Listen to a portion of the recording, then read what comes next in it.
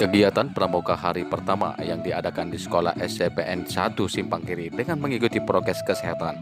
Kegiatan Pramuka Persami diadakan beberapa sekolah. Sekolah SCPN 1 Simpang Kiri, Sekolah MTSN 1 Penanggalan, Sekolah SMPN 1 Penanggalan. Kegiatan Pramuka Persami dilaksanakan di lokasi halaman Sekolah SMPN 1 Simpang Kiri, Kota Subul Salam pada tanggal 13 November 2021 beberapa hari yang lalu. Di pagi hari, siswa-siswi yang mengikuti kegiatan pramuka sibuk membuat kemah masing-masing kelompok dan mempersiapkan perlengkapan untuk melaksanakan kegiatan pramuka Persami. Acara pramuka dimulai dengan upacara pramuka dan menaikkan bendera pramuka. Upacara yang dipimpin oleh Kepala Sekolah SMP 1 Simpang Kiri, Kak Yusali, SPD.